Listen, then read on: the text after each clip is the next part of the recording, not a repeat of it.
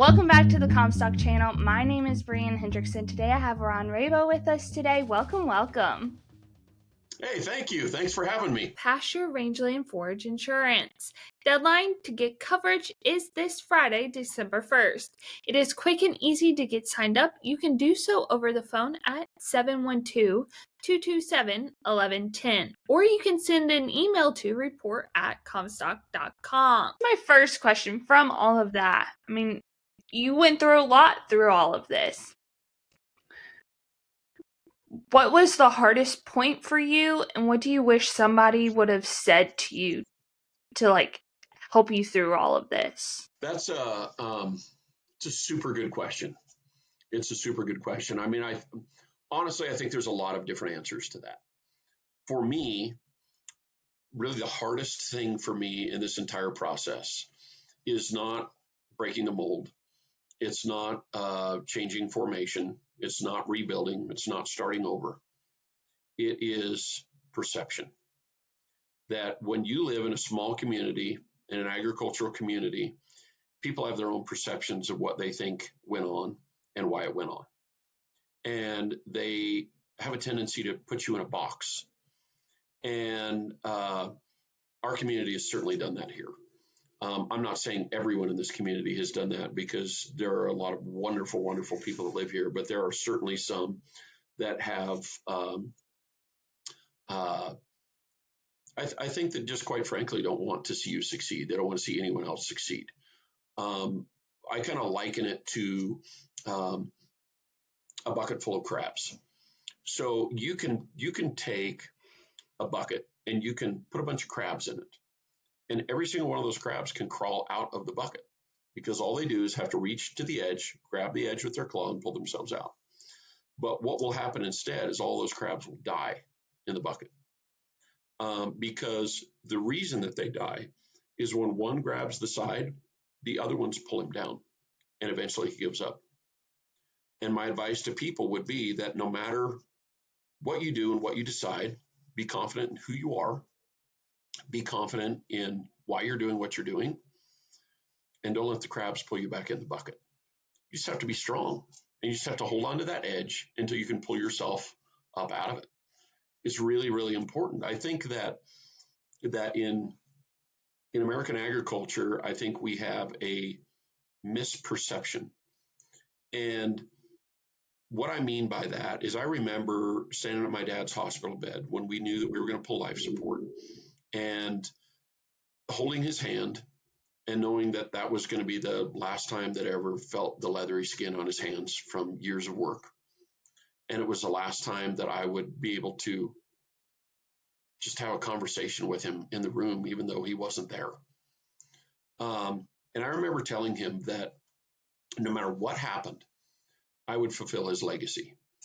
And what I meant by that is that I don't want to come back to this ranch. I don't want to be involved with these people, but I'll do it anyway, because that's what we do. That was our traditionalism for 100 years. That's what we did. And it wasn't until years later that I was writing a speech for, I can't remember what organization it was for. And it was really, I wanted to talk about legacy, and I wanted to talk about what the value of legacy was, but most importantly, really what legacy actually is. And when I was writing that speech, it occurred to me that my dad's legacy was not the ranch. My dad's legacy was not agriculture. My dad's legacy was who he was and who he taught me to be as a person, as an individual, as a human being. And I think that it's easy for us in small agricultural communities. I think it's easy for us in family operations to lose the perspective on who we are as people. And the bottom line is that's what the most important thing is.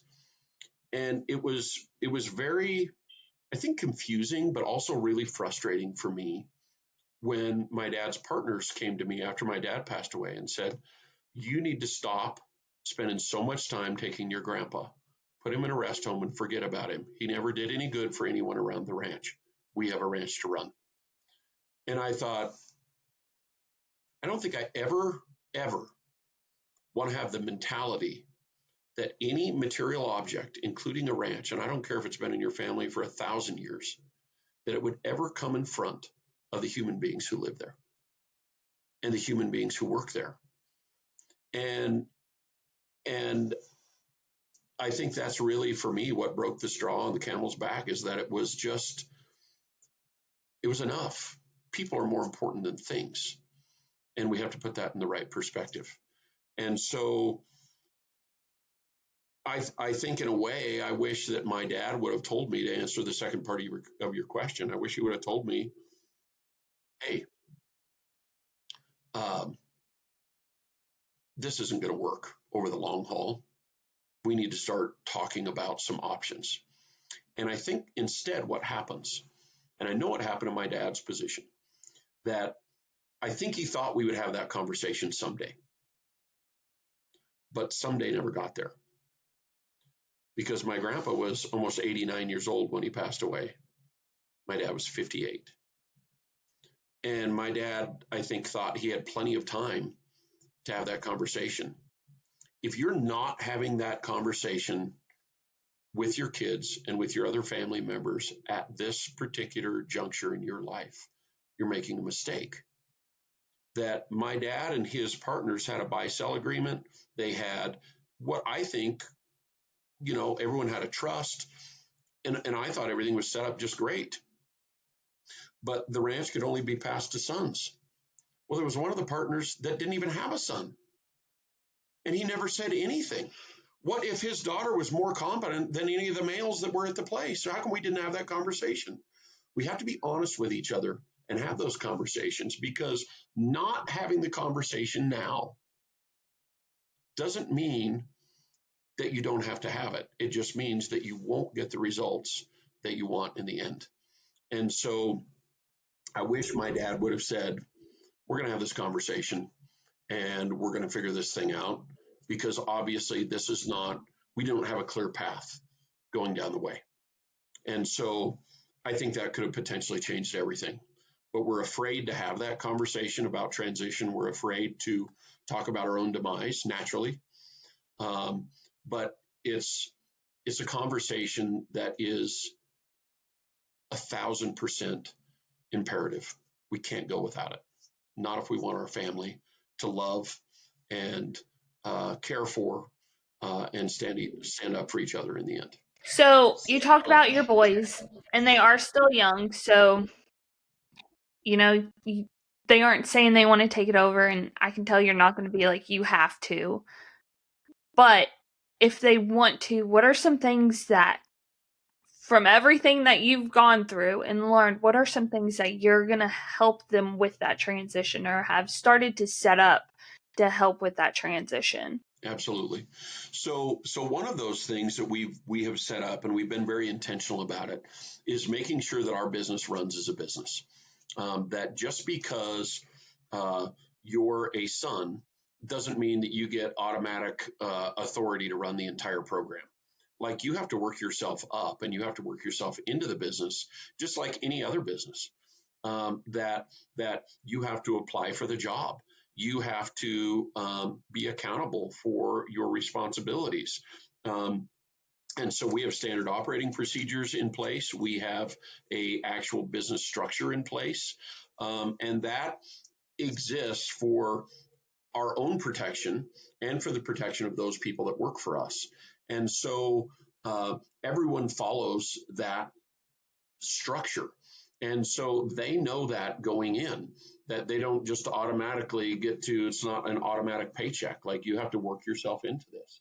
Another thing that I think is important, and what we will do over the long haul, is that my middle son is the one who is the most interested, but he has already begun to express ideas on different things that he can do to make the farm better, to make the farm more profitable.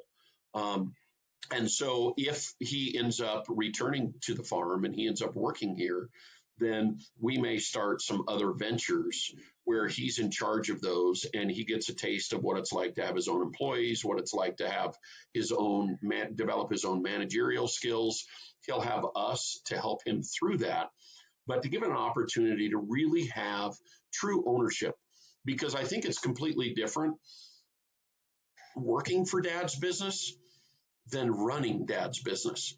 And I think it's for me, it's the natural progression for him to have an understanding of how to run his own business if he ever thinks he can run our business someday. And so to work him into certain things like that, and we may eventually, if one or more of the boys want to come back, we may eventually allow them to purchase some land, some equipment, so that they have ownership in what they're doing. I think that that's just really important.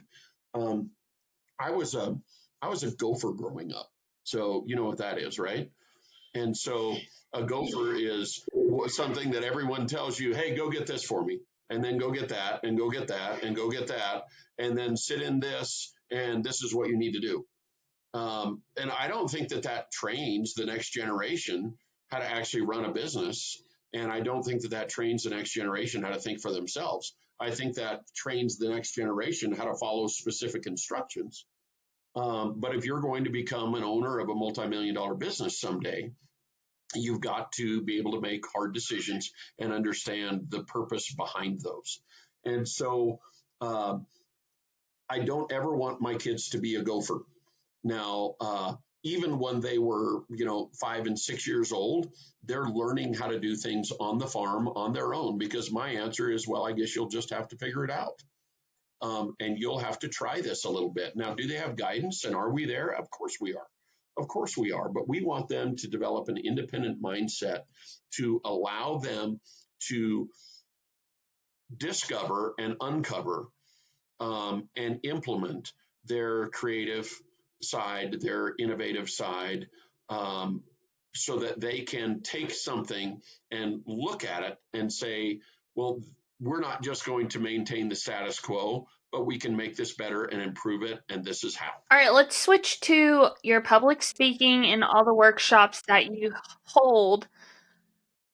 Kind of tell us a little bit about that avenue. Yeah, so I do keynote speeches all over the country, do workshops all over the country.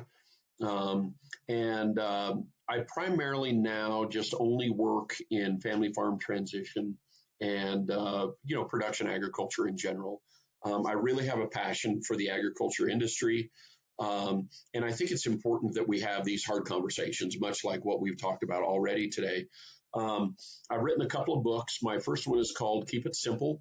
I had a radio show for a couple of years with a good friend. He and I did a lot of speaking outside of the agriculture industry. We worked a lot in healthcare, actually, and wrote a book together. And then my second book, most recent one, is called Make Your Own Way. And it's really about our story and talking about how to essentially break the mold and create independence and create your own life, and how we did that, and the lessons that I learned along the way, and how other folks can do that as well. And so I'm part of a program and work with some consultants and some other producers in the Midwest out of Des Moines. We have a program called DIRT. It was created by a gal named Rena Striegel. She has Transition Point Business Advisors. She's tremendous in this particular front and field in production agriculture, and that she specializes really in building businesses, structuring businesses, and in succession planning. And so I'm part of that group. We bring in life coaches, business coaches, financial planners, accountants, attorneys, farmers who have a similar background as to what I do, ones that have had to build their own operations and take them from something to create something new. And so it's really a platform where other producers, other businesses can go into, and they can really dive into this whole thing of what does this look like for our family? Because although I believe that we're much more alike than we are different, we are all find ourselves in different circumstances. So each of our circumstances is unique. And so when you go to an attorney and you draw up a succession plan, it's usually a boilerplate succession plan. And what worked for the previous guy might not work for you and for your family and for your business. And so we really try to dissect that and make sure that whatever kind of plan we create, that it's specific in nature for that particular family and that particular business. And so both of those books can be found on really the best platform is on Amazon by searching my name. It's RON and then RABOU, Rabou. And those can also be found on my website, raboufarms.com or ronrabou.com. But, I think for me, one of the things that I just love doing more than anything else is working with people and working with the folks who really find themselves in similar circumstances to what I was in. Because, look, I mean, we're all a whole lot more alike than we are different in the agriculture industry, and we all have challenges and we all have things that we're struggling with. And sometimes all it takes for us to make a change is to know that someone else has been there, someone else has done that. And I think that I've got a lot of great response from my book over the last couple of years since it came out. I think people just need to know that other people are out there and that things can be done, and you just have to be purposeful and intentional in doing that. But I will continue to do that work over the long haul alongside of the farm, and it's just something that I think that all American agriculture producers really need to pay particular close attention to, because I mean the American ag industry creates the most plentiful and the safest food supply that has ever existed in the history of the world. And if we're going to continue to maintain that and continue to grow and produce for future generations and for an exponentially growing population, we have to make sure that these transitions and these discussions are happening, that things are getting passed to the next generation or to the next operator in an appropriate fashion. Through all of this, you've seen many different avenues of agriculture, and you're still in it.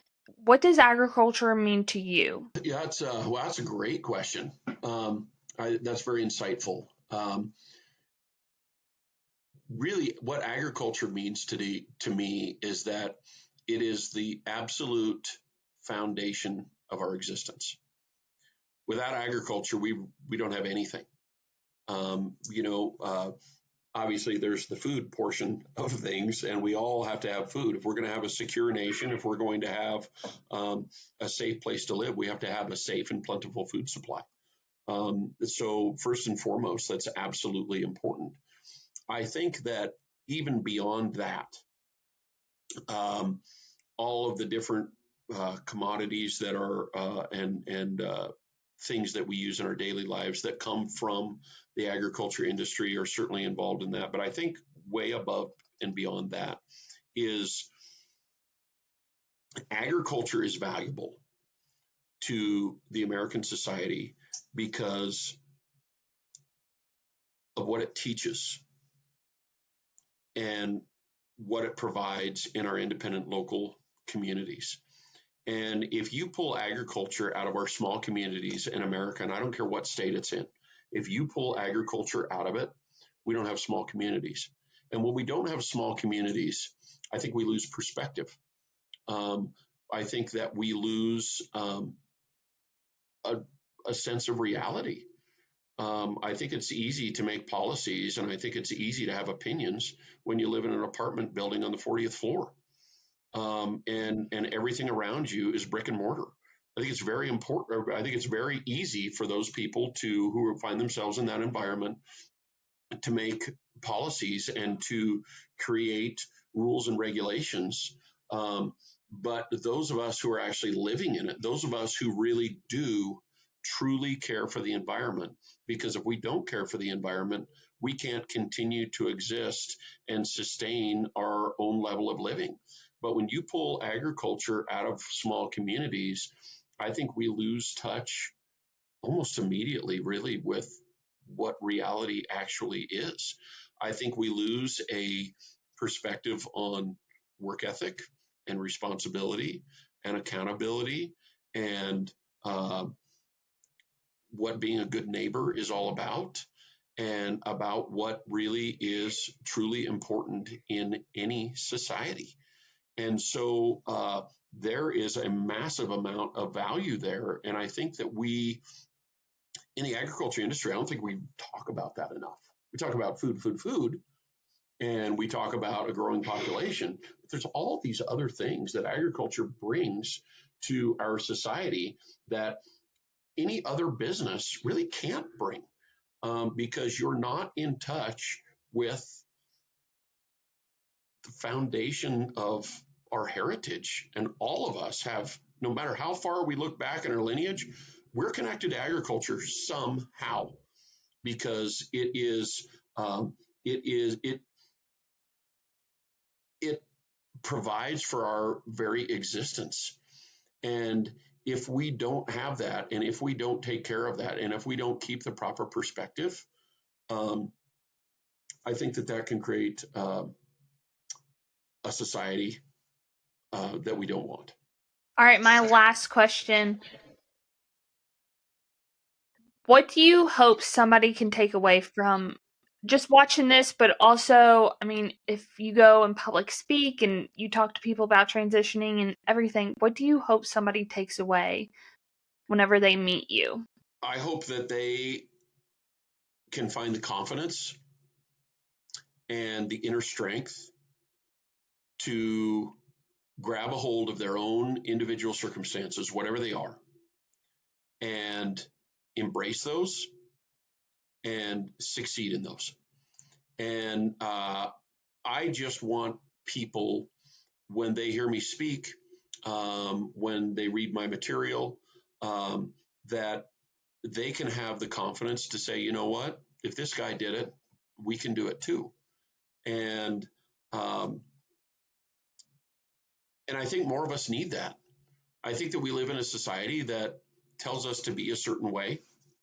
I think it tells us to become a certain way, develop a certain ideology about things. And I think that sometimes we're not having the hard conversations that we need to have. And hard meaning that we need to discuss the, not just business in general. We need to talk about,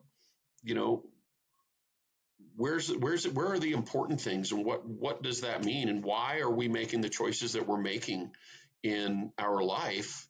And do the choices that we make, the things that we spend our time with, and the things that occupy our mind, are they a direct reflection of why we're actually doing that? Are they a direct reflection of the things that are the very most important in our life? And if the answer is no, I think that we need to step back, because I think we all lose perspective at times. And I think it's time to step back and to really look at what we're doing, how we spend our time, and really focus in on our why. We know for sure that we're given a finite amount of time in this world. We just don't know how finite it is. For my dad, it was 58 years. For my grandpa, it was almost 89 years. For his father, it was 80 some years. And so we just don't know.